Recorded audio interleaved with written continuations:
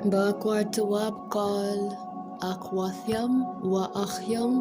kayaYasharaal bahasham hamashak yasharala barakatakal.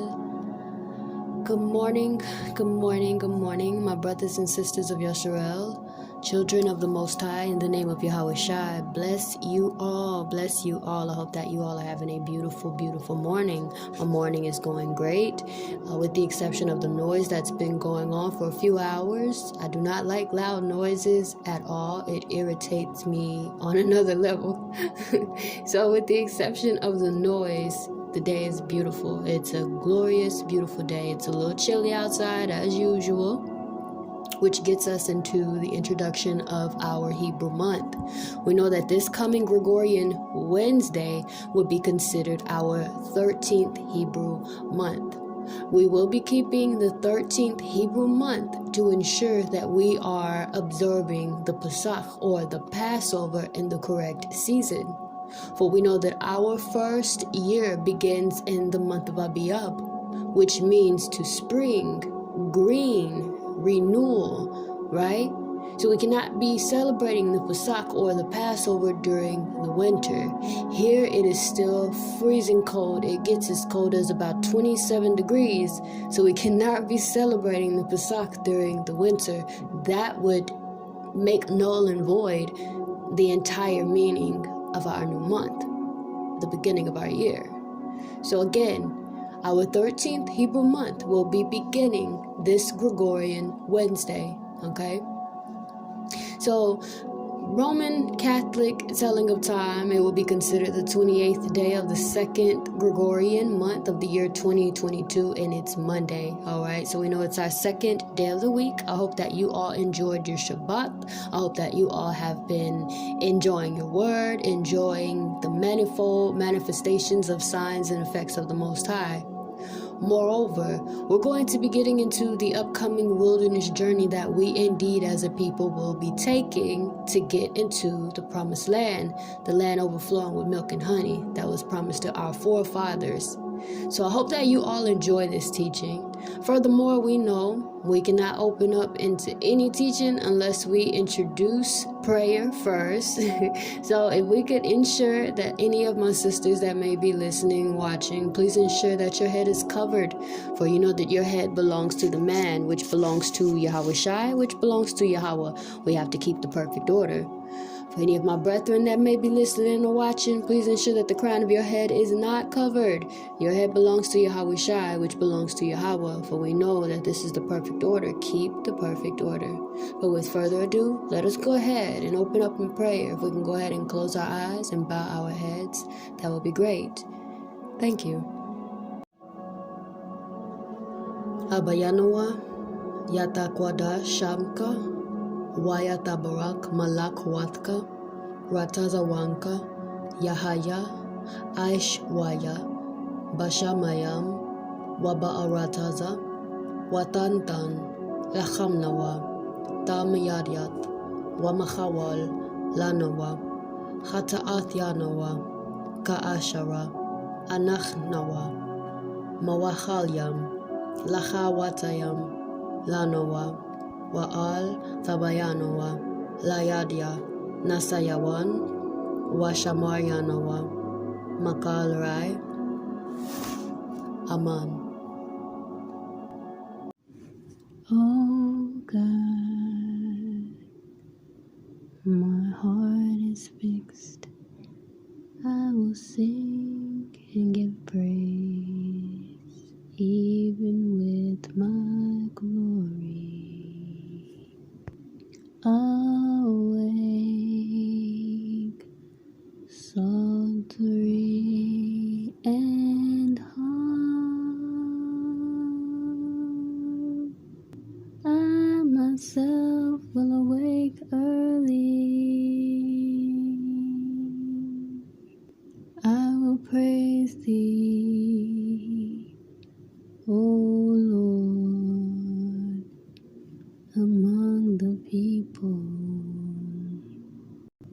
And I will sing praises unto thee, among the nations. O God, my heart is fixed.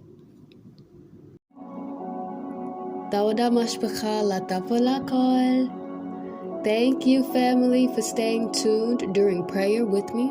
For you all know that I love me some prayer. We have to always open up with prayer to decrease in the flesh and increase in the spirit, and make sure that we are opened up entirely to receive the understanding that the Lord has ordained for those that He has predestined. With further ado, we will be reiterating what we'll be going over today. This is going to be a teaching that will give you insight on the coming wilderness journey, okay? We know that there's a coming wilderness journey because when we read a lot of the prophetic books, the big prophetic books like Ezekiel, Jeremiah, Psalms, Zechariah, Zephaniah, and even the smaller ones such as Hosea or Amos, we know that we have a lot of information pertaining to the second wilderness that will come about. And it's speaking about a second wilderness. We know for a fact that it's speaking about a second Exodus because the Lord speaks about gathering those that have been scattered in the four corners. And we know that before the scattering occurred, there was an Exodus. So if He's speaking about gathering those from the four corners to take us back into the wilderness, that would indeed, with common sense, let us know that we'll be going back into a second Exodus, okay? So let us go ahead and begin in the book of Hosea. We're going to start in chapter 1, and we're going to read verses 10 through 11, all right? So verses 10 through 11 in chapter 1 of Hosea read, Yet the number of the children of Yashareel shall be as the sand of the sea, which cannot be measured nor numbered. And it shall come to pass, in the place where it was said unto them, Ye not my people, it shall be said unto them, the sons of the living Creator. Then shall the children of Yahweh and the children of Yashareel be gathered together, and appoint themselves one head, and they shall come up out of the land, for great the day of Jezreel. So again, there's a coming wilderness. There is a coming wilderness journey, a second Exodus. Prophecies of the children of Yashareel speak of our regathering and deliverance as a people to be placed back into our own land in Israel. Let us turn over to the book of Ezekiel. This will be Ezekiel chapter 20, verses 33 through 34, which read, I live, saith Yahweh, the Creator. Surely with a mighty hand and with a stretched out arm and with fury poured out will I rule over you. And I will bring you out from the people and will gather you out of the countries wherein ye are scattered with a mighty hand and with a stretched out arm and with fury poured out. So just as Yashareel was first gathered as a nation in the Exodus from Egypt, the Egyptian slavery, we will be regathered in the second Exodus from this Babylonian slavery, or Babylon, aka America. Again, this is the book of Ezekiel, chapter 20, verses 33 through 34. Now we're going to go ahead and move down to verses 35 and 36 of Ezekiel, chapter 20, which reads, And I will bring you into the wilderness of the people, and there will I plead with you face to face, like as I pleaded with your fathers in the wilderness of the land of Egypt, so will I plead with you, saith Yahweh the Creator. So just as Yashareel journeyed through the wilderness to Israel, our people will again journey through and tabernacle in the wilderness. But this time, the tests, judgments, and miracles that occurred over 40 years ago will rapidly progress in just 3.5 years. But indeed, we will be experiencing a second wilderness. It will be the exact same way. We're going to be put right back where we were. You have to remember, we are nothing but regenerated spirits. You've been here before. If you're in the truth now, in this faith now, you were in the truth, in the faith in a previous time of your existence in another flesh. You don't just come loving the Most High, right? You're just doing nothing but fulfilling your judgments in the place of judgment that has been rendered to you from the third heaven, which is why you're here again. Okay? So we will be experiencing disobedient Israelites, same as the ones that told Aaron, make us a calf so we have a God to praise. And that's just me paraphrasing. And when Aaron told them to take off all their gold, and he burned all the gold and shaped it into a calf, and they praised this goddamn idol, saying that this is the God that brought us out of Exodus, or out of Egypt into the Exodus. This is our God. When Moshe was in the mountain for 40 days, 40 nights fasting to get the commandments, to bid us to a covenant of marriage. We will be experiencing disobedient Israelites, and we will also be experiencing obedient Israelites. And I hope with the whole heart and whole mind that you are indeed one of the obedient Israelites. Because if you're not one of the obedient, you're not going to make it. Just like the forefathers and foremothers of the disobedient ones. Again, that was Ezekiel 20, verses 33 through 36 in total. Let us come over to the book of Hosea. We're going to move over to chapter 2, and we're going to read verse 16. Then we're going to read 18 through 19, and then 22. So the book of Hosea, chapter 2, verse 16 reads, And it shall be at that day, saith Yahweh, thou shalt call me Aisha, and shalt call me no more Baalah. Verse 18, And in that day will I make a covenant for them with the beasts of the field and with the fowls of heaven and the creeping things of the ground. And I will break the bow and the sword and the battle out of the earth, and will make them to lie down safely. And I will betroth thee unto me forever. Yeah, I will betroth thee unto me in righteousness, and in judgment, and in loving kindness, and in mercies. Verse 22. And the earth shall hear the corn, and the wine, and the oil, and they shall hear Jezreel. So Yahweh promised us many wonderful things that will cause the hearts of the righteous to rejoice for the covenant. This is our marriage. This is us being bid back into the marriage. This is what we've been waiting for. This is our salvation. We will be actually saved. You know how a lot of people say, oh, I'm saved. You're not saved yet because you're still here. For he that endure unto the end is the same that will be saved. And that's just paraphrasing, but I know that you all should be familiar with the classic Matthew 24.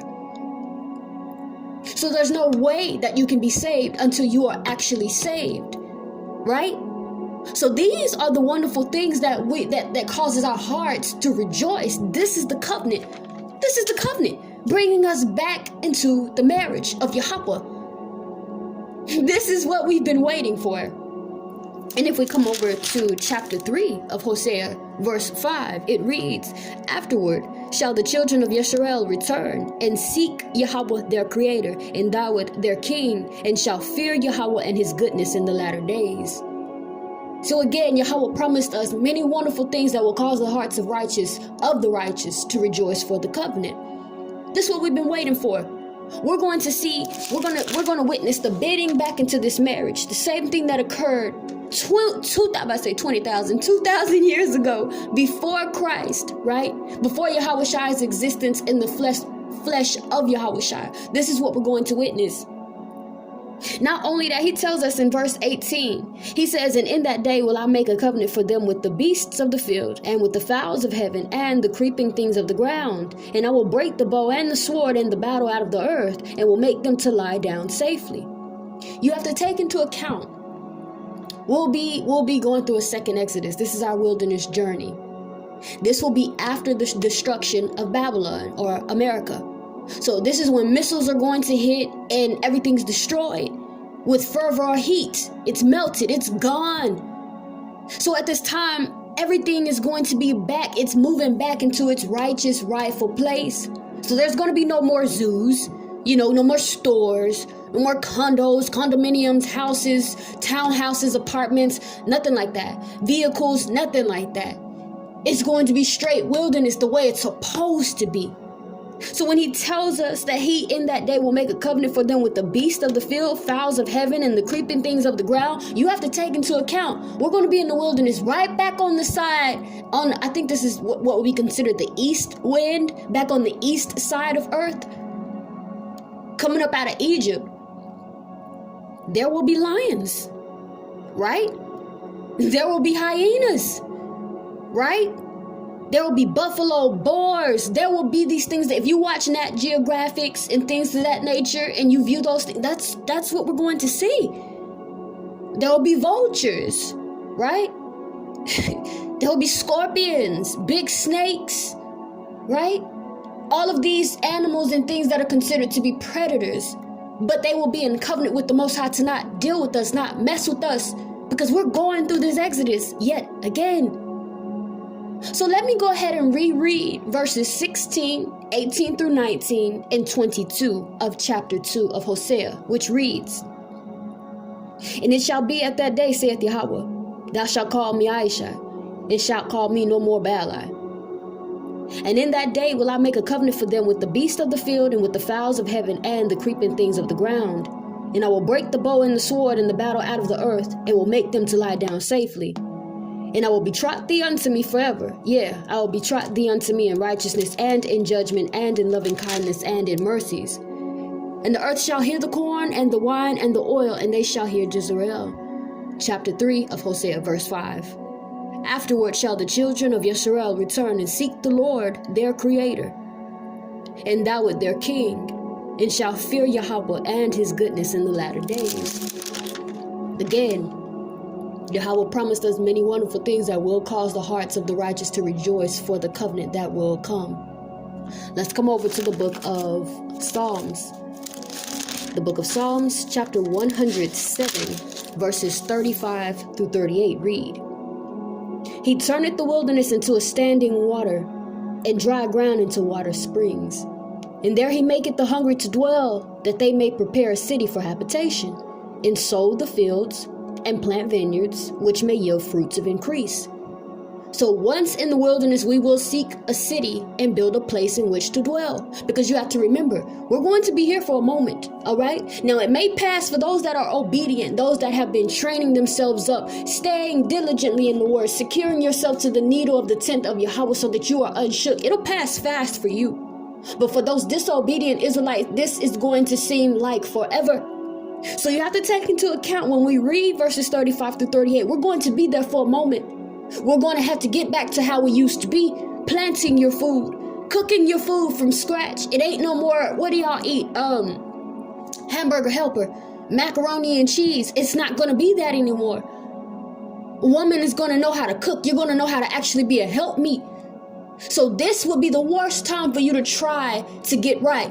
This is the absolute worst time for you to try and learn how to be who you are destined to be or who you were created to be. This ain't the time. The time right now is when you need to be getting it together. Because once you make it into the wilderness, if the Lord saves you from the destruction of Babylon, the wilderness is not going to be the time for you to prepare. He's giving you X amount of years in your captivity to prepare. Because he said, and I'm paraphrasing, that our eyes will be open during our captivity or in our captivity. And in that time, that's when you want to be preparing. That's why when he calls you, you answer him and you listen diligently unto him. You hearken to his word and you keep his word because he knows how long it takes to get you together. There are some that he can call into this faith. And let's say, for example, a year later is when everything pops off, right? But that individual's ready. Spiritually, emotionally, knowledgeably, understanding all of that. But then there are some of us that have to have been called about 20 years ago. Because, okay, this person right here going to fall off for a minute, going to backslide, and they're going to become lukewarm. They jump back out into the world.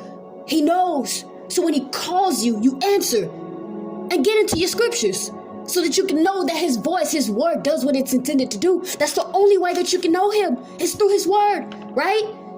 Because you can't see him. He's invisible. That's what the scripture tells you. He's incorruptible. He has no flesh. So this is how we know him, by his word. Right? For his sheep they know his voice. Right?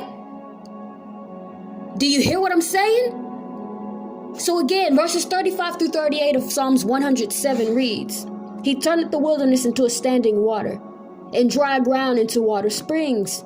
And there he maketh the hungry to dwell, that they may prepare a city for habitation, and sow the fields and plant vineyards, which may yield fruits of increase." So my sisters, you need to be learning how to cook if you don't know how to cook. which I'll never understand how a woman knows how not to cook. You know, I was raised by a great-grandmother from 1929, 1939. One of those years she was born. I know how to cook anything from scratch. You name it, I can do it. I don't care what it is. I don't care what it is, I can cook it.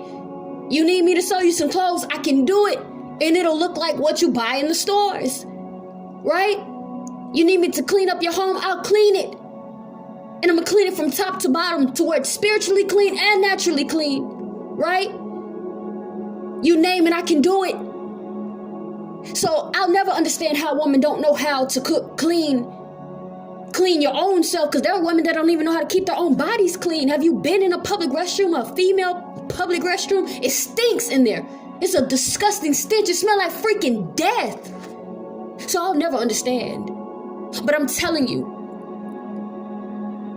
as a woman with the elderly spirit, you need to get right now. If you don't know how to cook, homegirl, you need to learn. If you don't know how to use no meal, homegirl, you need to learn. You don't know how to garden, you better learn. Because if you are blessed to make it out here into this wilderness, this second exodus, that's not going to be the time that you want to learn. That's going to start your uttering and your murmuring against the Most High. Man, I don't know how to plant this. I can't grow this. I can only see it. That's going to be the disobedient Israelites. That's just that spirit regenerated. And if you are near someone that's like that, you better run and get the hell from by them.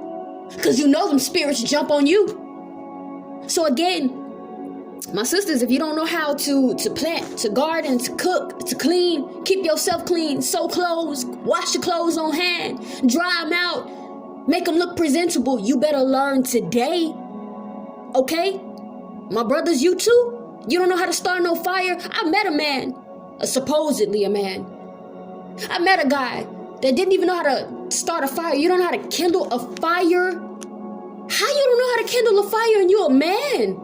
But you know how to pull your penis out and what you call smash on something. That's foolishness to me. You don't know how to build a dwelling? What? But you know how to turn on a PlayStation 4 and play it for hours at a time. That makes no sense to me.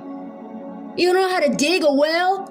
Dig deep enough to where a well comes? The water comes up out of the earth? I don't understand how you a man. That's what makes you a man.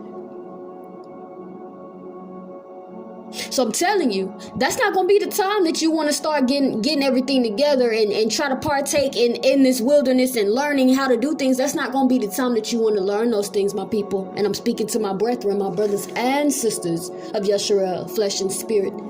That ain't going to be the time. You going to want to do that like now. So again, reading verses 35 through 38 of chapter 107 in the book of Psalms, it reads, He turneth the wilderness into a standing water, and dry ground into water springs. And there he maketh the hungry to dwell, that they may prepare a city for habitation, and sow the fields and plant vineyards, which may yield fruits of increase. Once in the wilderness, you all, we will seek a city and build a place in which to dwell. Okay? Let's come over here to the book of Zechariah.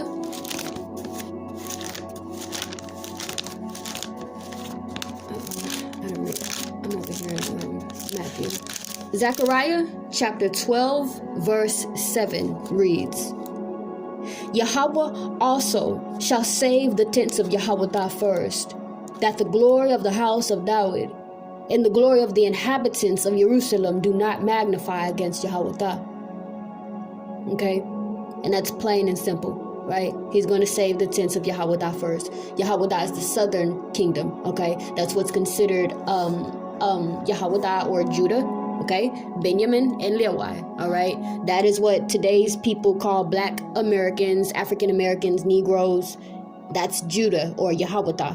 And then West Indians is Benjamin, okay? And then Haitians is what Levi is, okay? So again, he says here in verse 7, chapter 12 of Zechariah, Yahweh also shall save the tents of Yahweh first, that the glory of the house of David and the glory of the inhabitants of Jerusalem do not magnify against Yahweh. Right? We move over to chapter 13, same book, chapter 13 of Zechariah, verses 8 through 9, which read, And it shall come to pass, in all the land, saith Yahweh, 2 parts therein shall be cut off, die, but the third shall be left therein.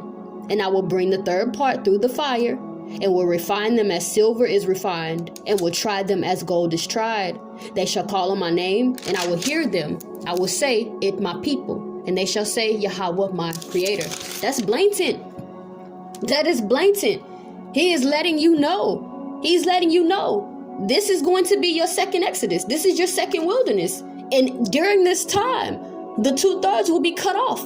We will witness the disobedient spirits that have regenerated into a different body. You will be cut off. That is where the 2/3 will be cut off, right? They're going to go through tribulations, basic stuff, what the obedient Israelites would consider basic things that we've been preparing for since we've been in this truth. That's where they'll be cut off. We'll be refined in that time. 2/3 will be cut off, and the 1/3 that has been ordained will be refined as precious metal is refined. So while in the wilderness, the great tribulation will rage in the outside world to its conclusion with the mark of the beast throughout all Europe. This is Yahweh's visitation of the Euro-Gentiles and the rest of Israel, which is the 10 tribes, who were mingled among them, since the tents of Yahweh must be saved first. Benjamin, Yahweh, and Lewi will be called into the wilderness, but only 1/3 will be refined in the fire, as precious metal is refined when the dross is burned away. I hope this makes sense. If it don't make sense, just reread verses 8 through 9, Zechariah chapter 13, and verse 7, Zechariah chapter 12. We'll read it one more time. Zechariah chapter 12, verse 7 reads, Yahweh also shall save the tents of Yahweh first, that the glory of the house of David and the glory of the inhabitants of Jerusalem do not magnify against Yahweh. Simple. Simple. Again, the southern kingdom will be saved first, right? That's what the scripture says. We come over here to Zechariah chapter 13, verses 8 through 9, which read, And it shall come to pass in all the land, saith Yahweh, 2 parts therein shall be cut off, die, but the 1/3 shall be left therein. That's the 2/3 of Israel that are not all Israel, paraphrasing Romans. And the 1/3 that have been called and have persevered and strive for the straight gate. Again, that's just me paraphrasing. These are the ones that will make it. Verse 9, and I will bring the 3rd part through the fire. That's the 1/3. He's bringing you through the fire. Through the fire of adversity, which is found in Ecclesiasticus or Sirach. Paraphrasing, right? So again, and I will bring the 3rd part through the fire, the 1/3, and will refine them as silver is refined, and will try them as gold is tried. They shall call on my name, and I will hear them. I will say, it my people, and they shall say, Yahweh, my creator. He said he's going to try us. This is what will be tried. So after the 2/3 are killed off from their own utterances and murmuring because they're disobedient and you have not been prepared, but now you out here in the wilderness, so you thought it was a game when you saw our brethren, our mighty brothers out there on the byways and highways proclaiming this word to you. You thought it was of a game. You thought it was not of a truth, and you wanted to continue partaking in the foolishness, cleaving unto these damn heathens and being thrust through just like the heathens. This is where you're going to die. Simple. But the 1/3 will call upon him because we know the power and the word of the Most High. We know the power in his name, and we know that he loves those that love him. And for those that love him, keep his commandments. For the wages of sin is death. And we know that sin is the transgression of the law. The law is not done away with. So we, as a people that know that the law is not done away with, we keep remembrance and knowledge of the Most High through his commandments. That's how you acknowledge that you know him, that he is alive, and that indeed he does exist. Simple. Let's move over to the book of Ezekiel. We're going to go back to Ezekiel chapter 20, and we're going to read verse 38, which reads, And I will purge out from among you the rebels, and them that transgress against me. I will bring them forth out of the country where they sojourn, and they shall not enter into the land of Yasharaal, and ye shall know that I, Yahweh. That's simple. That's simple. The wilderness is a literal place, but it's much more than that, since the wilderness is called the way of holiness. Scripture indicates that the wilderness is a place where the rebels of Yahweh will be purged out. This is really going down. We're going to see those disobedient Israelites that were calling us racists or the coons, the Mexicans, the bootlicking coons, the house niggas. We're going to get to witness them be purged out to never live again. Those spirits will never exist again. So there's no such thing as a 2/3 being regenerated into the kingdom to come. Because right here it's telling you differently. So my people, as I always say, get in your word, stay in your scriptures, stay steadfast in these scriptures, okay? Let every word that man speak be a lie, but the word of the Most High be the truth. I've heard foolish imbeciles say that the 2/3 will be regenerated back into the kingdom. That makes no sense. So there will be no reason for them to fear the one that can destroy their body and their soul. Because obviously, if it's so, they can come back into the kingdom anyway. There's no reason for them to repent, because all they got to do is be wicked and they'll be regenerated back into the kingdom anyway. There's no reason for scripture to say that this world here was made for many, but the one to come is made for few, if they can come into the new kingdom anyway. That makes no sense. Absolutely no sense. I see a number of people proclaiming this foolishness, but I'm telling you, in accordance with scripture, with common sense, because it's saying it right here, my people, if you are a wicked individual, paraphrasing the book of Matthew, you are given the same promise that Satan and his angels are given, and that is to be burned from the midst therein and turned to ashes, never to exist again. Point blank. And that's in accordance with scripture. So again, Ezekiel 20 verse 38 reads, "And I will purge out from among you the rebels and them that transgress against me. I will bring them forth out of the country where they sojourn, and they shall not enter into the land of YaSharaal, and ye shall know that I, Yahweh." Blatant, you not coming. If you don't get it right now, to perfect it to the best of your ability now, to be tested and tried and refined through this furnace in the wilderness, you're being purged out. What happens when you purge something out? When you hear the word purge, what do you think of? You think of regurgitate, vomit, throw up. Do you eat your throw up when you throw it up? No! I hope you don't, you dog. You shameless woman. You dog man. You purge it out to get it out so that it does not come back in. That's why it's being purged, because there's no more entrance. That's simple. I'm telling you. Lean not unto your own understanding, my people. Trust in the Most High so that your foot is not slipped. Know that his law is a lamp unto your feet so that you can see and you're not groping in the noon as though it's night. It's just that simple. If you don't get it right now, to be tried in the wilderness to come, you will be purged out. Point blank. Let's move on. Let's go to the book of Isaiah. We're going to go to the book of Isaiah, chapter 35, right? And we're going to read verses 1 through 10, okay? Chapter 35 in the book of Isaiah, verses 1 through 10 read, "The wilderness and the solitary place shall be glad for them, and the desert shall rejoice and blossom as the rose. It shall blossom abundantly and rejoice even with joy and singing. The glory of Lebanon shall be given unto it, the excellency of Carmel and Sharon. They shall see the glory of Yahweh, the excellency of our Creator. Strengthen ye the weak hands and confirm the feeble knees. Say to them of a fearful heart, be strong, fear not. Behold, your Creator will come, vengeance, the Most High recompense. He will come and save you. Then the eyes of the blind shall be opened, and the ears of the deaf shall be unstopped. Then shall the lame leap as an hart, and the tongue of the dumb sing. For in the wilderness shall waters break out, in streams in the desert. And the parched ground shall become a pool, and the thirsty land springs of water. And the habitation of dragons where each lay, grass with reeds and rushes.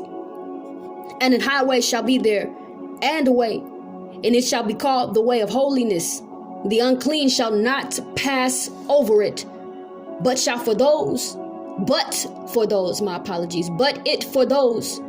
the wayfaring men, though fools, shall not err. No lion shall be there, nor ravenous beast shall go up thereon.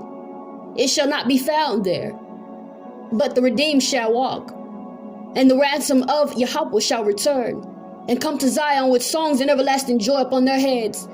They shall obtain joy and gladness, and sorrow and sighing shall flee away. So the scriptures speak of the wilderness as a place of joy for the Hebrew Israelites who escaped the sword in Babylon, the destruction of Babylon, aka America. But not only will we rejoice, the wilderness shall blossom and bud and rejoice as well. Don't the world and everything therein groan when there's a servant in rulership? The world will see the hand of the Most High and his people nigh. Animals don't ever have to think, oh my gosh, I gotta go to a slaughter facility, Trees will never be cut down again for foolish reasons. Animals will not have to be trained to be in no damn circus, being beat, mutilated, used as entertainment kept in cages and zoos. We'll never have to see a servant in rulership again, destroying the earth. Animals in the water can then breathe clean water, right? It will be righteousness that will prevail. Who wouldn't be happy and rejoicing at the blossoming of this beauty, right? So again, let us reread verses 1 through 10 of Isaiah, book of Isaiah, chapter 35. It reads, "The wilderness and the solitary place shall be glad for them, and the desert shall rejoice and blossom as the rose. It shall blossom abundantly and rejoice even with joy and singing. The glory of Lebanon shall be given unto it, the excellency of Carmel and Sharon. They shall see the glory of Yahweh, the excellency of our Creator.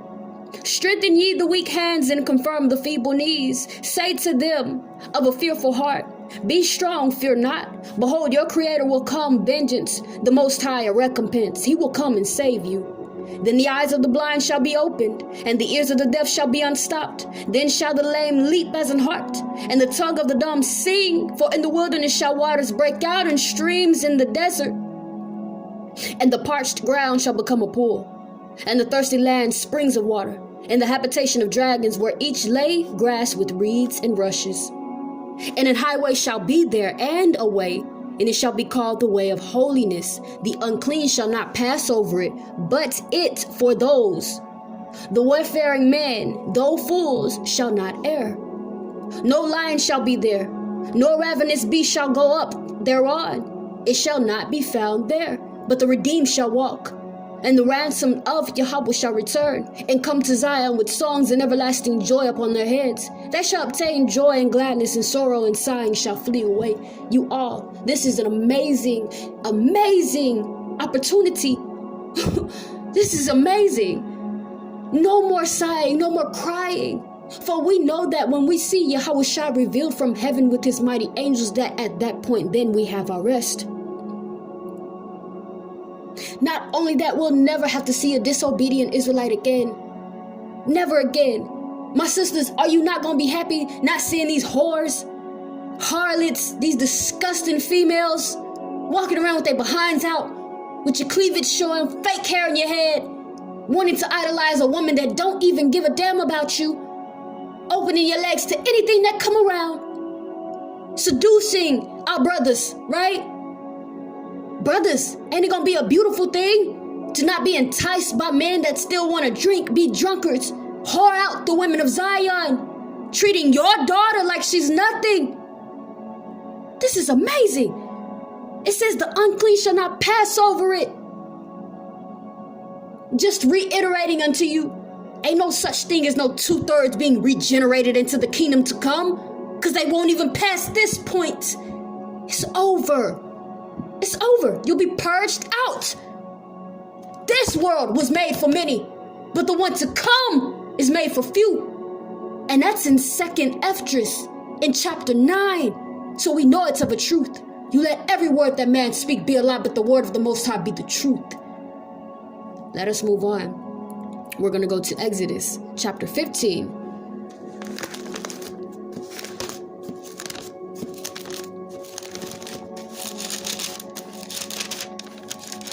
Exodus chapter 15, verses 25 through 27. Read. And he cried unto Yahweh, and Yahweh shewed him a tree. When he had cast into the waters were made sweet. There he made for them a statute and an ordinance, and there he proved them, and said, If thou wilt diligently hearken to the voice of Yahweh thy Creator, and will do that which is right in his sight, and will give ear to his commandments, and keep all his statutes, I will put none of these diseases upon thee, which I have brought upon the Egyptians, for I Yahweh that healeth thee. And they came to Elim, where 12 wells of water, and 70 palm trees, and they encamped there by the waters. So any of my people that don't know what 70 is, that would be 60, right? 1 is 20 times 3 is 60 plus 10 is 70. So this is 70 total palm trees in verse 27, which we will reread again with an understanding. So verse 27 again reads, And they came to Elim, were 12 wells of water, and 70 palm trees, and they encamped there by the waters. If you're familiar with this particular portion of the Exodus, we know this is right after Miriam and the other women sang the song, "The horse and his rider hath he thrown into the sea." They then came to this place, Marah, right, where they could not drink of the waters. They were bitter waters, which is why they called it Marah. And as we just read, this is where Yahweh gave them a statute and an ordinance and began to prove them, which means to test them, telling them that if you all you gotta do is hear me, listen to me diligently, not when you want to, all the time, and this is what I would do for you. So we got to have an understanding that the word journey, for starters. And we know that this word journey means stages. Now that word is very fitting when you consider that the wilderness journey and its encampments also represent stages in spiritual growth, right? During these trials, these judgments, and these miracles, Yahweh will set our tribes in order. So if you did not know for sure if you were Yahweh or Judah or Benjamin or Levi or Gad or Simeon or Naphtali or Zebulun or Asher, you will learn today or that day.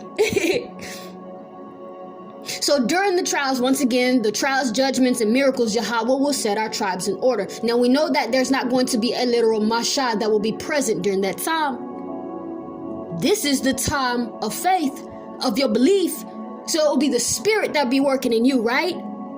It may be in the spirit. And like I said, I'm going to say now, my apologies. I'm going to say now, I don't know. I have not seen the second wilderness yet. You know, my hopes is that I get to make it there and that I also graduate, right? But we know that there's not going to be a Mashah that will stand, go fast for 40 days, 40 nights, come back down, bring the tablets, and see dummies worshiping a calf and then ask the Aaron, hey, why you built this calf, and then stomp the calf again into dust. We know that that's not going to happen, right? It's not going to happen. It'll be of the spirit. So there, at this point, I'm just creating a scenario so that you can see, my people, because sometimes my people need a similitude so we can picture it. There may be a spirit rise within you, telling, rise, Reuben, tribe of Reuben. This whole time you've been thinking you tribe Gad, but you rise. Something in your spirit make you rise. You know that at that point you're Reuben. A spirit say in you, rise, tribe of Yahweh or Judah. You've been thinking this whole time that you Naphtali. Come to find out you really Yahweh, right? The scepter will not depart from your hand. You will rule over your own brethren. You hear me? And that will be a testing time when he will prove them, right? Because there are some people, like as mentioned, that will think that you are tribe Yahweh or Judah. And you want to partake in having the scepter that never depart from your hand, where you even rule over your own brethren. That will get an attitude. Getting mad and crying because you're not tribe Yahweh, when you're not looking at the bigger picture that if you graduate, you're still going to be in the land to come. You still get to partake in the heritage. That should be your biggest concern. But you will have disobedient Israelites that will act this way. This is why he said this will be the time of proving. They will be purged, never to exist again, and they won't cross over that land. They'll have no ties with it, right? For what reason? You're not even listening to his spirit now, so what makes you think he's going to allow you in his kingdom? That makes absolutely no sense. See, at my home, you got to take your shoes off at the door. And if you got a problem with that, then you can't come in. And that's me speaking personally. Now, if you think you about to come in my home and I told you to take your shoes off and you don't take your shoes off, you think you about to come in? No! Same thing, much more. How much more do you think the Most High? You're not listening to my spirit now. The spirit that I told you will comfort you and bring to remembrance the things that I've told you. What makes you think I'm about to allow you into my place of dwelling? That makes no sense. You don't like my word now. So what makes you think you're going to enjoy and like that my word will rule over you, will reign over you? Yahweh Shai is the word of the Most High. Is he not, my people? He's the word of the Most High in a body. And if you don't like the spirit putting you in order at that point, what makes you think you're going to like his word dwelling over you, telling you what to do? You got to think about these things. Get deep when you're in this scripture. Study it. You hear me? Study it and show yourself approved.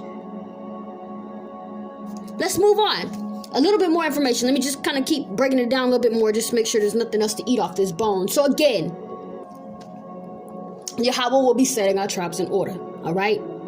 So the wilderness is basically our graduation or failure to graduate from an inner boot camp that's designed to prepare us for the real thing, right? We just got done speaking about that.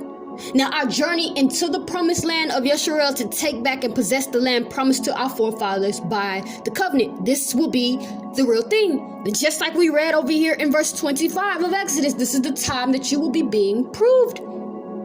Now, remind you, there were 42 total encampments that progressed in 3 stages.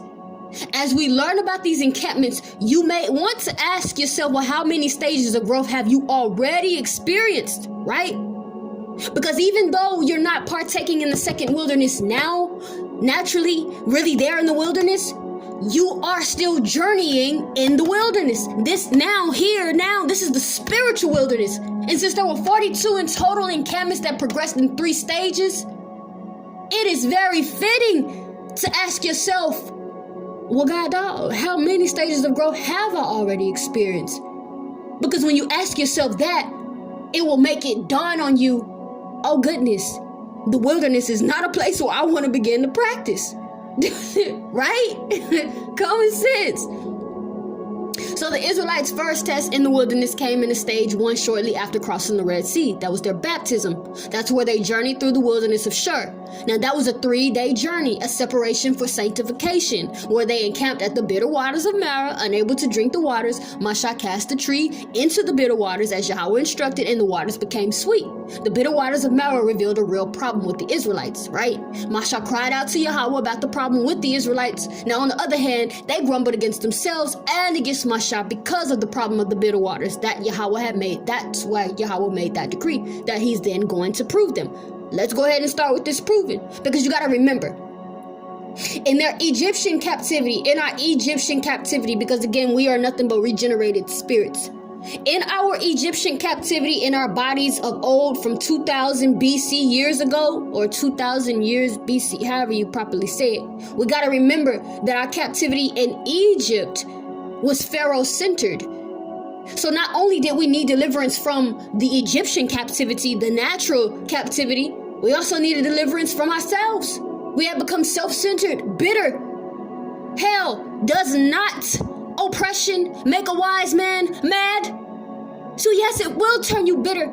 Have you ever heard the saying? I've heard the saying, don't let it make you bitter, make you better. Something to that nature. I know someone knows what I'm talking about. Have you ever heard that saying? I've met women who are 92 in their late 80s, late 90s, that have dealt with men, being married to a man that put his hands on her when she was like 16, 17, but she's still harboring this bitterness over 30 years later. And it's breaking you down. It's killing you, I've seen men and I've dealt with men that have been dogged out by these shameless females, and you let it make you bitter by treating all of the women the same, putting them all in the same category when not all women are like that. So you hate every woman because of one that did you wrong. That made you bitter, right? You need deliverance from your bitter, grumbling self. You self-centered now. You're not thinking about everyone around you anymore. You're holding everyone in contempt, making yourself out to be a god because you want people to listen unto you, look unto you, make you feel good, when it ain't nothing that can get you right and clean you out but the word of the Most High. And that's of a truth. So again, they needed deliverance from they self, basically. Same thing like what we witnessed today, right? So they pitched at Elam, where they were given a prophetic look at their future if they were obedient. Now we know that Elam, the 12 fountains at Elam, of course we know that's symbolic of the 12 tribes. And the 70 palm trees is symbolic of the original nations representing the whole world. Now here Israel is being fed, right? And and given living waters to drink, right? And then also the 12 tribes are also teaching the nations of the world as priests of Yahweh, right?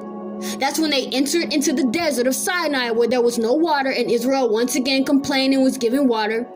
They were fighting and defeating Amalek. They encamped there in Rephidim, meaning to rest.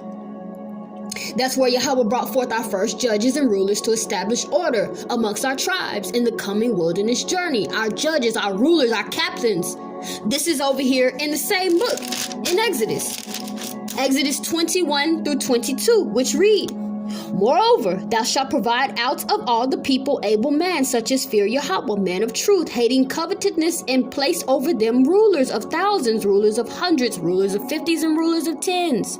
And let them judge the people at all seasons. And it shall be, every great matter they shall bring unto thee, but every small matter they shall judge. So shall it be easier for thyself, and they shall bear with thee. This is going to be the same thing that's going to happen. We will have judges, we will have rulers, we will have captains that will govern us. Once again, it's the same thing. My people, it's the same thing. The same thing. That's the 144,000. Because you got to remember, the 144,000 and the 1/3 are two separate groups, right? The 144,000 from each, we know that 12,000 times 12 equals 144,000, right?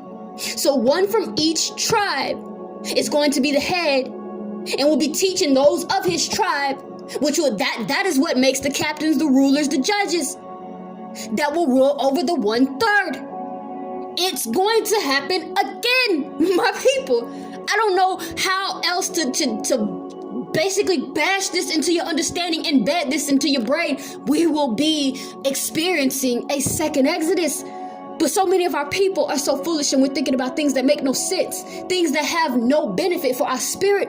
You got to remember, it is your spirit that you're trying to get to grow and illuminate and bring back to life through the word of the Most High. We can't do nothing with this corruptible flesh that we have, right? So this is what you need to be worried about. Not worried about, but concerned about, concerning yourself with, moving your illumination into, right? This is what you need to understand. This is doing nothing. What he said, the scripture, I'm just going to paraphrase it, but the Most High bring it back that which he required that which is already past, or required that again which is already past. That's just me paraphrasing, but it is in the book of Ecclesiastes. So he required that has already passed to happen again, which is why in the same book Ecclesiastes, me just paraphrasing once again, ain't nothing new under the sun. Ain't nothing new under the sun. It done happened before, and it's going to happen again. Same thing. This is what we're reading. This is us. We are really literally reading what we are going to experience in the days to come. We don't know when it's going to happen.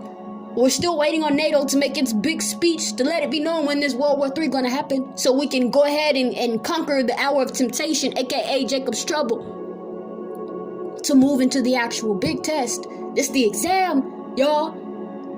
The wilderness, this the exam. You started in what? Daycare.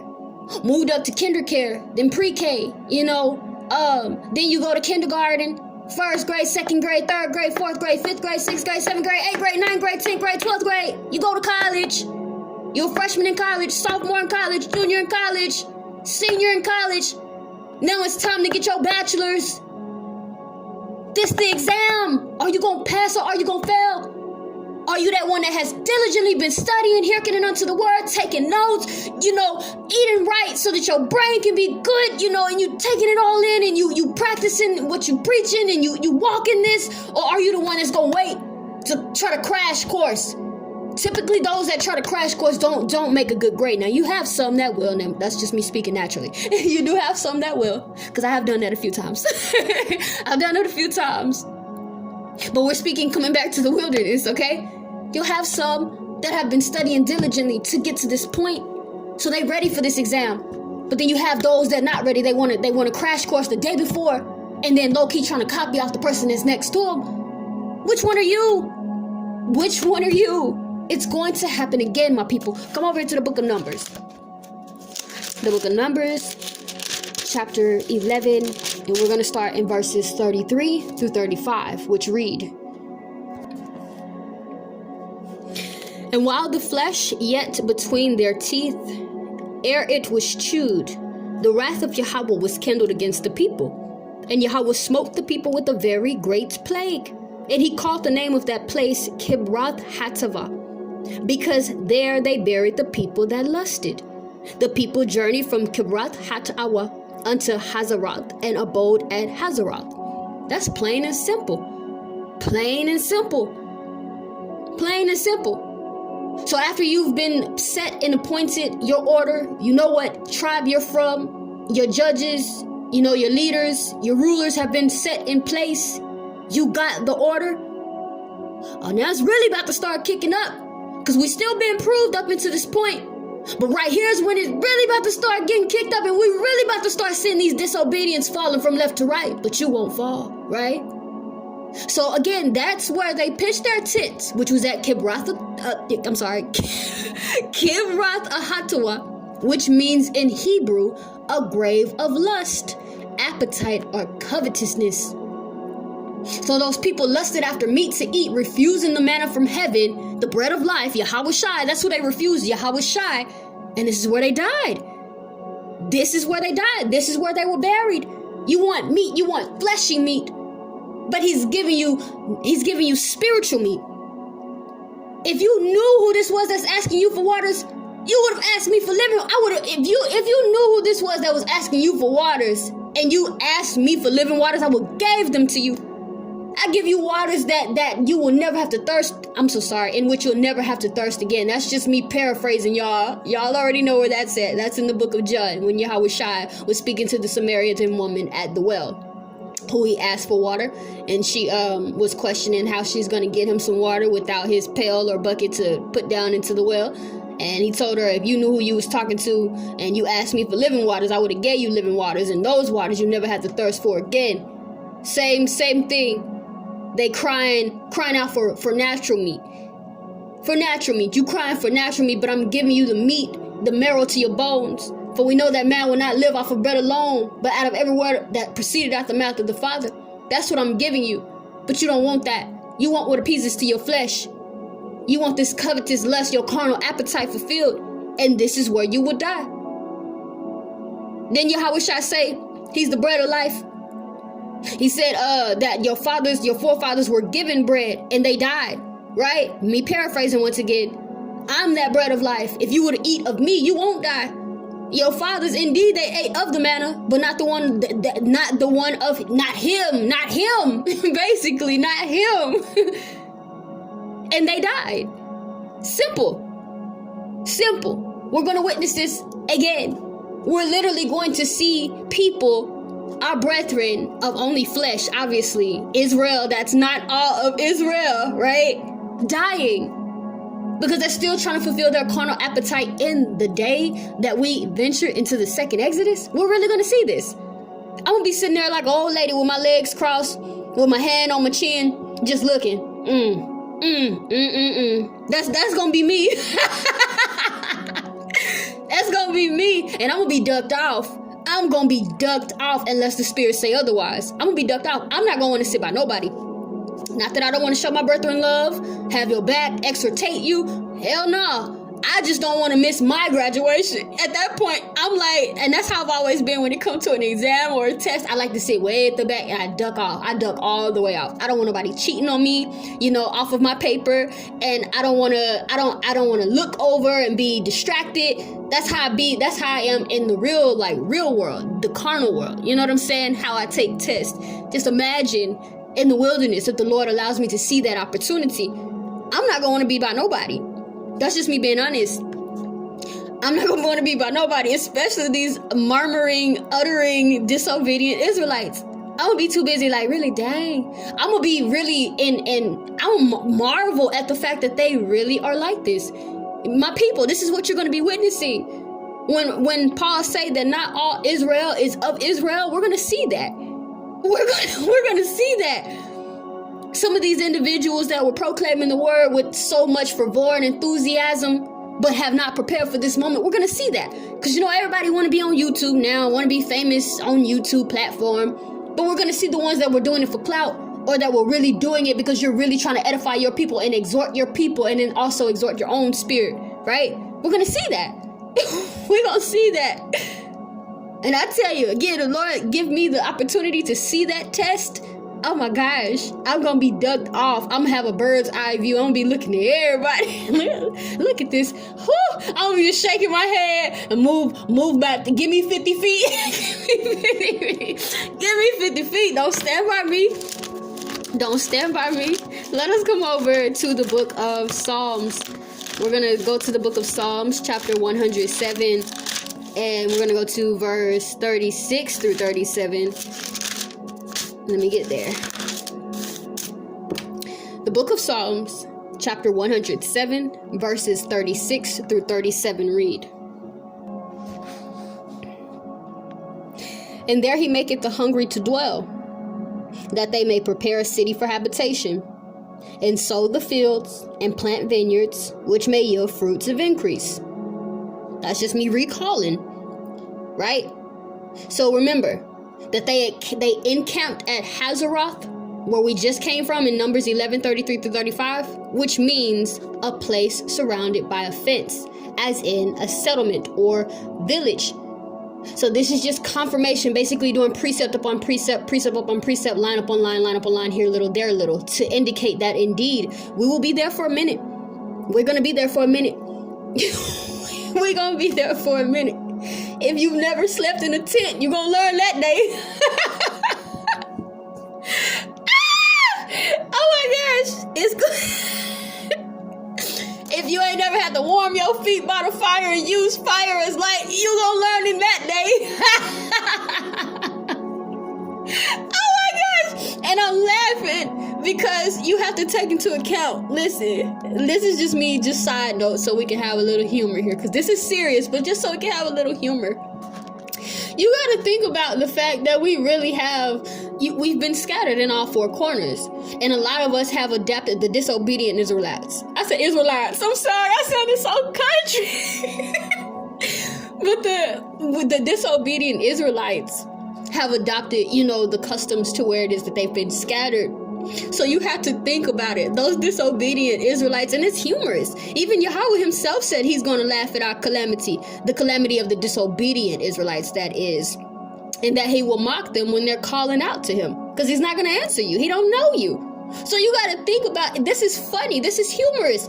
You're going to see those ones that were trying to, fight for the white people to get into the kingdom and acting a dang fool because it's raining outside and they can't get their dwelling or they tent to stay dry.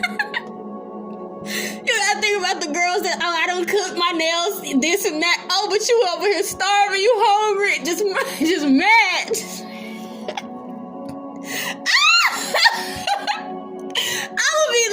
I'll be laughing. You gotta think about the boys, the men, the brothers that thought they was you thought you was straight G, but he can't start a fire and it's cold, it's chilly outside. Because remind y'all, it's going to be just like the wilderness that we came out of over 2,000 years ago before Christ. It's just happening again. So again, if you don't know how to sleep in no tent, and I'm not talking about no tent you can buy from Target, I'm talking about one you gotta make with some sticks.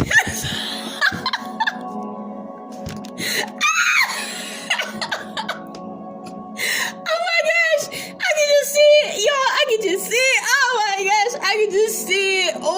just see it. It's so fun. I would be laughing so hard. Oh my gosh.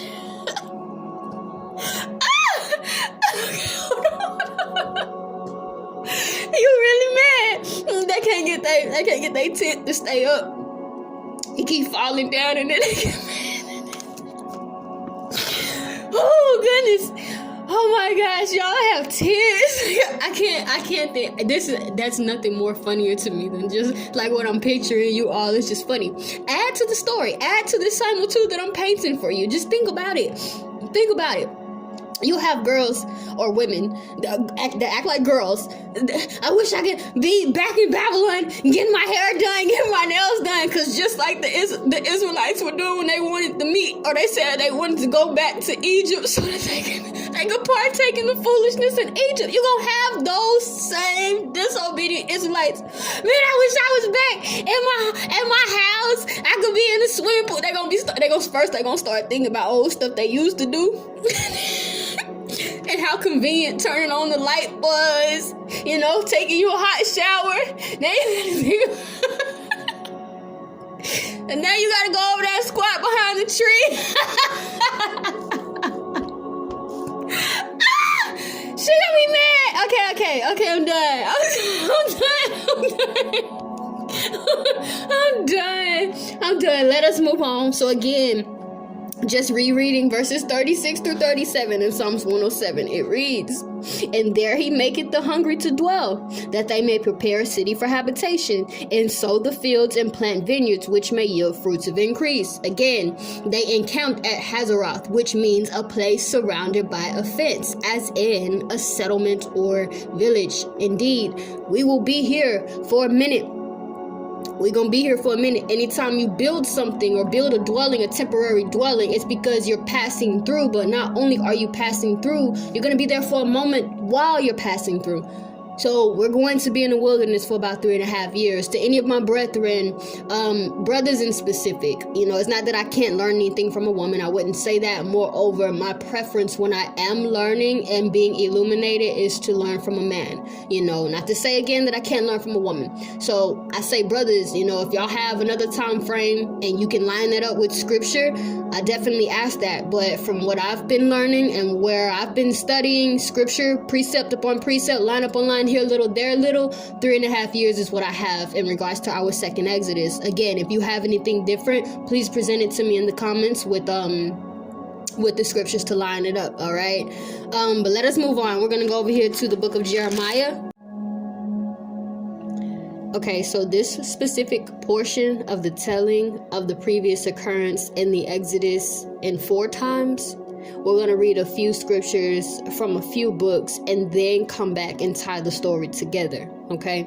So we're going to go ahead and pick up again Jeremiah 31, verses 31 through 34, which read, "Behold, the days come, saith Yahweh, that I will make a new covenant with the house of Yasharaal and with the house of Yahweh, not according to the covenant that I made with their fathers in the day I took them by the hand to bring them out of the land of Egypt, which my covenant they break, although I was an husband unto them, saith Yahweh. But this the covenant that I will make with the house of Yasharaal after those days, saith Yahweh. I will put my law in their inward parts and write it in their hearts, and will be their creator, and they shall be my people. And they shall teach no more every man his neighbor and every man his brother, saying, Know Yahweh, for they shall all know me, from the least of them unto the greatest of them, saith Yahweh. For I will forgive their iniquity, and I will remember their sin no more." Now come over here to the book of Ezekiel. This is Ezekiel 20, verse 38, which reads, "And I will purge out from among you the rebels, and them that transgress against me. I will bring them forth out of the country where they sojourn, and they shall not enter into the land of Yasharaal, and ye shall know that I, Yahweh." And then come over here to Psalms. Psalms 107, verses 39 through 42. They read, "Again, they are minished and brought low through oppression, affliction, and sorrow. He poureth contempt upon princes, and causeth them to wander in the wilderness no way. Yet setteth he the poor on high from affliction, and maketh families like a flock. The righteous shall see and rejoice, and all iniquity shall stop her mouth." Stay in the book of Psalms. We'll come over to chapter 119, verse 74, which reads, "They that fear thee will be glad when they see me, because I have hoped in thy word." And then over in Ezekiel, we go to chapter 37, verses 24 through 25,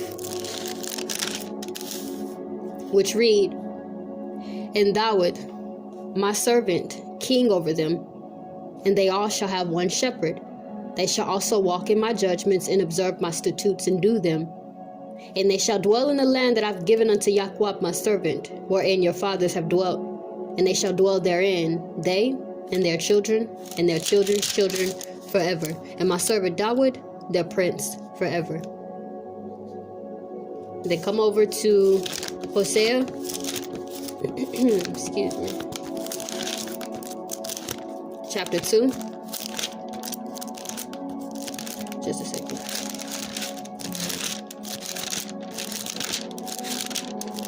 Hosea chapter 2, verse 15,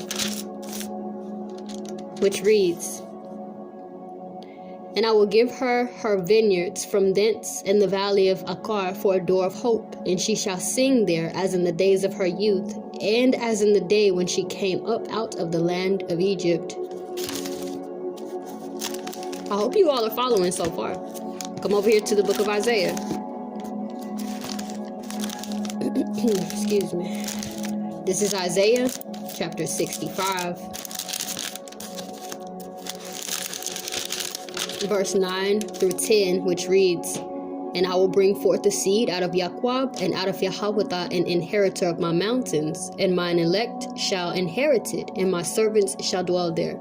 And Sharon shall be a fold of flocks, and the valley of Achor a place for the herds to lie down in, for my people that have sought me." Excuse me.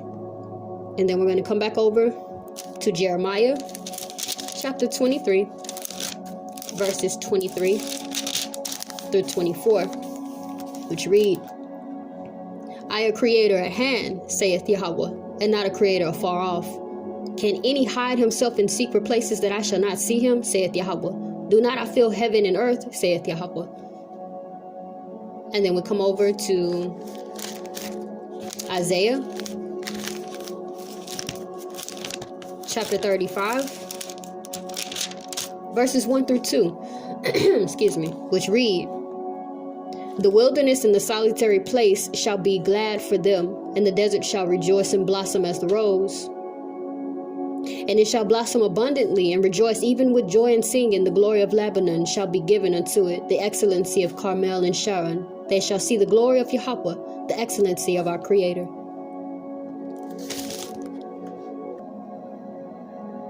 Then we come over to Psalms chapter 81, verse 7 through 9. Read, "Thou callest in trouble, and I delivered thee. I answered thee in the secret place of thunder. I proved thee at the waters of Meribah. Salah. Hear, O my people, and I will testify unto thee, O Yasharaal, if thou wilt hearken unto me. There shall no strange deity be in thee, neither shalt thou worship any strange deity. I, Yahweh thy Creator, which brought thee out of the land of Egypt. Open thy mouth wide, and I will fill it." Now let's break down what we just read so that we have an overall understanding of what occurred during the first Exodus, so that we know what to look for in the second Exodus. We're going to begin in referencing from Jeremiah chapter 31, verses 31 through 34, which lets us know that during that time, during the first wilderness, that in the wilderness of Sinai, Yahweh prepared to give our forefathers, our foremothers, his law, which was his marriage contract or his vow to us, right? And it was there that Miriam and Aaron complained against Mashah's Ethiopian wife, which was symbolic of Yasharaal's attitude with Yahweh's marriage vow, which he was about to present to them at Sinai, Mount Sinai.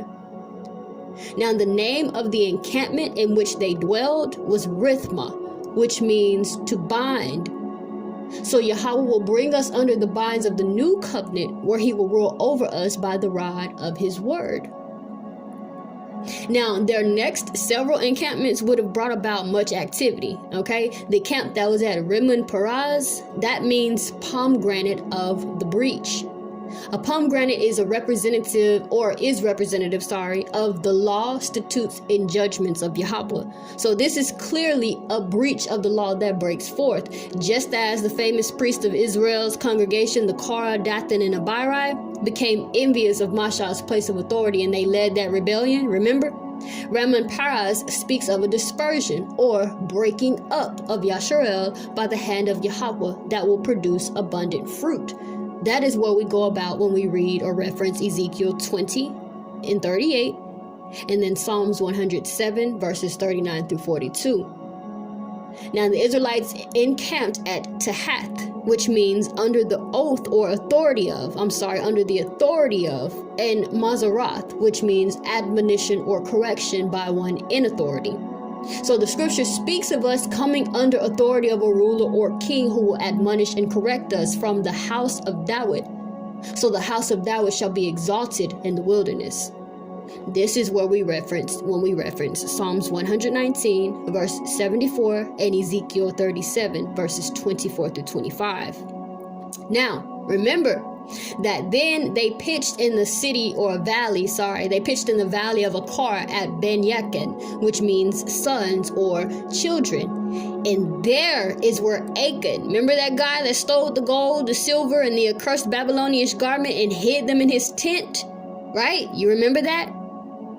But the Armenian pronunciation of Akan or Ben Yakin, it also means twisting or lying, right? So this twisting of truth appears to refer to a pagan Greek deity, Jesus, rather than the love of a Hebrew Yahawashi, the truth. So it's basically saying in a home stretch, so to speak, that there's contention over the waters, the living water of the word. So another Achan is prophesied to twist the truth to hide the Babylonian garment deep inside his heart. So there will be an individual, obviously, that's not in love with the truth. And it may not be necessarily a Babylonian garment or an American garment that it'll be hiding, but deep within that individual's reins, they will be hiding their dislike for the truth, the living waters of the Most High. That's what's referred to in Jeremiah 23, verses 23 through 24. Okay? So then the Israelites encamped next in Almond Balatayama, which means concealed or hidden. So again, that's also referencing the Achan trying to hide this garment, but as mentioned, I don't think it's going to be an actual Babylon garment or American garment, but don't quote me on that. I don't know if it's going to be more spiritual, which I feel like it's going to be more spiritual given what we've gone through thus far, but it could be an actual garment. It could be, but I think it's going to be spiritual. I think since it's a contention between the word, the truth, and a lie, I believe it's going to be more so spiritual related. Okay, and that's what we referenced when we read Psalms 81 verses 8 through 9. And then also Isaiah 35, 1 through 2. Okay, so that was just a kind of a quick rundown on that portion of the Exodus. I just wanted to make sure that you all are aware that there will be one in the midst of us that'll be worse than the other disobedient ones. That'll be worse. Okay, so just please keep that in mind. So we're going to come back over to the book of Psalms, chapter 91, verses 1 through 12, which read, He that dwelleth in the secret place of the Most High shall abide under the shadow of the Almighty. I will say of Yahweh, my refuge and my fortress, my creator, in him will I trust. Surely he shall deliver thee from the snare of the fowler, from the noisome pestilence. He shall cover thee with his feathers, and under his wings shalt thou trust. His truth thy shield and buckler. Thou shalt not be afraid for the terror by night, for the arrow flieth by day, for the pestilence walketh in darkness, for the destruction wasteth at noonday. 1,000 shall fall at thy side, and 10,000 at thy right hand, it shall not come nigh thee. Only with thine eyes shalt thou behold and see the reward of the wicked. Because thou hast made the Lord my refuge, the Most High thy habitation. There shall no evil befall thee, neither shall any plague come nigh thy dwelling. For he shall give his angels charge over thee to keep thee in all thy ways. They shall bear thee up in their hands, lest thou dash thy foot against a stone. So that's just basically saying, with total unity accomplished, no secrets hidden in our hearts. There will be no secrets hidden in our hearts. None whatsoever. And Yahweh will reveal his secrets unto his sons and daughters. Okay? Because as mentioned, the Achan person, that individual will of course be revealed. What happened to him? He got killed. Okay, he died. He was revealed, and that garment that he hid, it was revealed. He was stoned to death, and so was his family. Okay, so we know that will be revealed unto us. Okay, and again, with total unity accomplished, there will be no secret hidden in our hearts. Yahweh will reveal his secrets unto his sons and his daughters. That's simply put. That's simply what that's saying. So we'll come over to Deuteronomy. Deuteronomy 7, verses 1 through 5, which read, When Yahweh thy creator shall bring thee into the land whither thou goest to possess it, and hath cast out many nations before thee, the Hittites and the Girgashites and the Amorites and the Canaanites and the Perizzites and the Hivites and the Jebusites, 7 nations greater and mightier than thou. And when Yahweh thy creator shall deliver them before thee, thou shalt smite them, utterly destroy them. Thou shalt make no covenant with them, nor shew mercy unto them. Neither shalt thou make marriages with them. Thy daughter thou shalt not give unto his son, nor his daughter shalt thou take unto thy son. For they will turn away thy son from following me, that they may serve other deities. So will the anger of Yahweh be kindled against you, and destroy thee suddenly. But thus shall ye deal with them. Ye shall destroy their altars, and break down their images, and cut down their groves, and burn down their graven images with fire. For thou art holy people unto Yahweh thy creator. Yahweh thy creator hath chosen thee to be a special people unto himself, above all people that upon the face of the earth. I just had to read that part. I like that part. So, this is basically said that the wilderness will cause Yasharaal to be alone with the Most High, where we will learn that he provides for us in impossible situations. It's just that simple. Overcomers will lose their fear of circumstances and their fear of death, because we'll see the Most High's hand in all things. The wilderness is just to prepare us for our inheritance, which is what, my people? The land of Canaan, right? Now, we just read Deuteronomy 7 verses 1 through 5, which is named all the nations who comprise the land of Canaan. But take into account, take into account that Canaan means under authority. So all 7 of these nations had to be dispossessed of the land by the hand and power of Yahweh. So Hittites in Hebrew means fear or terror. So overcomers will have conquered their fear through the blood of Yahweh, because Yahweh did not give us the spirit of fear. Girgashite means dwelling on clay soil, which is a very unsure foundation that will never support a right way of living.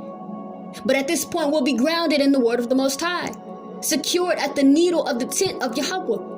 And we know that his kingdom is not able to be shook. It's unshakable. His word is tried in a furnace of earth 7 times, and it comes out the same way it went in. He exalts his word above his name. His word does not return to him void. He's the same today, yesterday, and forever. So we'll no longer be dwelling upon unsure foundations. It'll be supported by something that cannot be shook, which is the word of the Lord. Then you have Amorites, which means boaster. They were the strongest people in the land of Canaan, just as pride is one of the main strongholds in our brothers and sisters. Then we have the Canaanites, which means to be humbled or brought low, just as each believer must fall on the rock to be broken rather than have the rock fall on them and be crushed. Simple. Let these scriptures be put together like a puzzle piece, and it begins to make more and more sense. Then we have Perizzite, which means a breach in the wall. So we must repair the breaches in our wall, just like Yahweh or Joshua, which was the precursor of Yahweh, just like he did with his good report upon scouting the land of Canaan. And lastly, we have Hivite, which means dwellers of the high place, right? And we know those high places are for worshiping of false deities, which is why Yahweh said that the first thing we need to do is make sure that we are destroying those altars, utterly destroy them, right? So we can enter into the land of Canaan. This is the exact meaning of Jebusite, which means to thrust, desecrate, and utterly reject. Simple. Now, sin and deception must be thoroughly rejected and defeated in order for Yahweh's kingdom to have dominion. Turn to Psalms 91. Oops. Sorry. I'm going to be trying to be too rough for my Bible. Psalms 91, verses 13 through 16. Read. Thou shalt tread upon the lion and adder, the young lion and the dragon shalt thou trample under feet. Because he hath set his love upon me, therefore will I deliver him. I will set him on high, because he hath known my name. He shall call upon me, and I will answer him. I with him in trouble, I will deliver him and honor him. With long life will I satisfy him and shew him my salvation. Simple. Simple. Let's turn over to the book of Ezekiel. The book of Ezekiel, chapter 34. The book of Ezekiel, chapter 34, verses 23 through 26 reads, And I will set up one shepherd over them, and he shall feed them, my servant David. He shall feed them, and he shall be their shepherd. And I, Yahweh, will be their creator, and my servant David a prince among them. I, Yahweh, have spoken. And I will make with them a covenant of peace, and will cause the evil beasts to cease out of the land. And they shall dwell safely in the wilderness, and sleep in the woods. And I will make them, and the places round about my hill, a blessing. And I will cause the shower to come down in his season. There shall be showers of blessing. Now come over. Same chapter, but let's keep moving on. Verses 27 to 31, which read, And the tree of the field shall yield her fruit, and the earth shall yield her increase, and they shall be safe in their land, and shall know that I, Yahweh, when I have broken the bands of their yoke, and delivered them out of the hand of those that serve themselves of them. And they shall no more be a prey to the heathen, neither shall the beast of the land devour them, but they shall dwell safely, and none shall make afraid. And I will raise up for them a plant of renown, and they shall be no more consumed with hunger in the land, neither bear the shame of the heathen any more. Thus shall they know that I, Yahweh, their creator, with them. And they, the house of Yasharaal, my people, saith Yahweh, the creator. And ye, my flock, the flock of my pasture. Man, I, your creator, saith Yahweh, our creator. When we know, or when we read that he will make the rains come down in their season, that is spirit. That's twofold. It is of spirit, and it is also natural. So of course, because we'll be dwelling in our land, right, we'll have to have that abundance of rain. We know that the rain is given as the rain is the treasures from the heaven. We know that the Lord dries up the rain so that our crops or our harvest doesn't flourish when we're not praising him and worshiping him. We know that he's done that before. That was talked about in 1st, 2nd Samuel. That's why Elijah had to jump on the scene, and he cried out for Yahweh to send the rain. Remember? That rain was dried up for 7 years, I believe? Don't quote me on that because I don't have the scripture pulled up and I don't want to misquote the number, but I believe it was 7 years because 7 is completion, right? So that's a treasure from heaven. He don't just send that down as a gift or a benefit if you're not worshiping him. So I say this is twofold because we would then be in our land where we are then planting our vineyards, and in our land, that's where we'll dwell. We'll have to eat. We'll still be of flesh, but we'll be of incorruptible flesh because his covenant, his word will be written on our inner parts. So wickedness, that wicked imaginations or wicked mind will no longer be a part of you. And we know that the wages of sin is death, right? Now, without you thinking sin and having vain and sinful, wicked imaginations, and the only thing that you're thinking about is righteousness is immortality. So we'll still have to eat, sleep, play, and all that good stuff, but we'll never see dark again. It will never be dark again, and that's spiritual darkness. Remember, he called the day good and the light in the beginning. He called day good, and he separated day and night in the beginning. There will be no more darkness. There will be no more nights in the kingdom to come. That's wickedness. It will have no more dominion, right? So again, I said it's twofold, right? Because we'll still have to make sure that we're eating, It'll be back to how it's supposed to be. But then it's twofold because it's also spiritual. Because he tells you over here in the book of Revelation, chapter 22, verse 14, Blessed they that do his commandments, that they may have right to the tree of life and may enter in through the gates into the city. The tree of life, it gives us a bite of the fruit, and not a literal fruit, but of doctrine. This is the rains, this is the waters. You're supposed to let these living waters overtake you till they drown you and there's no more you.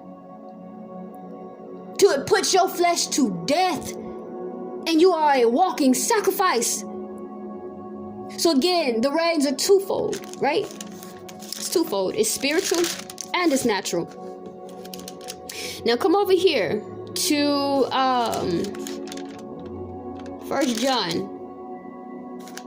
1 John 5 verse 3 reads, For this is the love of Yahweh, that we keep his commandments. And his commandments are not grievous. Simple. Simple. So an overcomer is called to feed the sheep and to guide them into all righteousness. But to do so, we must know that the word, right, and the law, and how to apply them by the mind of yahawashi, whom is our Savior, our High Priest, our King.